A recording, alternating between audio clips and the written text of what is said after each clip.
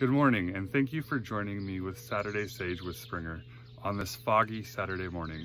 I've been reading a lot in Genesis, and the story of Lot really sticks out. You see, Lot was an orphan, and he was raised by his grandpa and his uncle Abraham. And he admired and respected them both, but the greatest thing about them raising him is that he grew up to be a righteous man. The Bible talks about how Lot was righteous, and he was this guy who followed and honored God. And when Abraham and Lot's men were having disputes and fights over the cattle, Abraham suggested that they split up. And Lot saw the riches and the wealth in Sodom and Gomorrah, and he decided to go that way.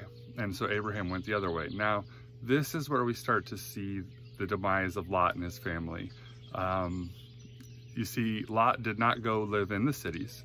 He lived right next to the cities. He lived right beside the city. So he didn't necessarily go into partake in the city. He didn't partake in the sin necessarily, but he lived right next to it. And a lot of times we find ourselves as Christians, we're like, well, I'm not necessarily partaking in this, but I'm just going to be right next to it. And we go right to that city gate. We go right to the edge where there's the sin, we're right next to it, and we allow it to creep into our lives slowly. And we see this righteous man, as the Bible calls him, when God decides to send angels to destroy Sodom and Gomorrah, and they stay with Saul first, the men of the city want to come out and have these men and have their way with them.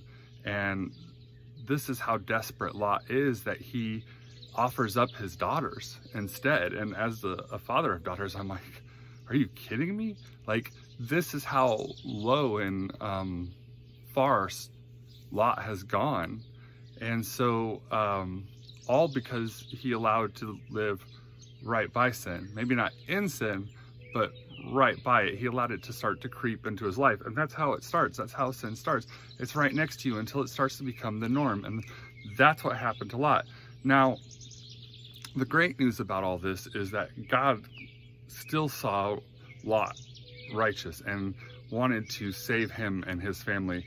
In 2 Peter 2, 7 through 8, it says, "And if he rescued righteous Lot, greatly distressed by the sensual conduct of the wicked, for as day after day, for that righteous man lived among them day after day, he was tormenting his righteous soul over their lawless deeds that he saw and heard."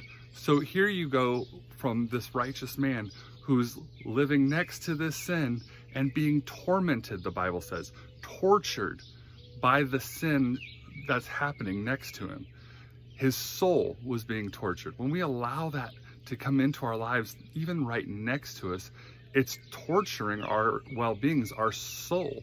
And what we need to do is not be a part of that, not even be next to that, and try to stay as clear from that as we can, and continue to read our Bibles, worship God, and follow and honor Him.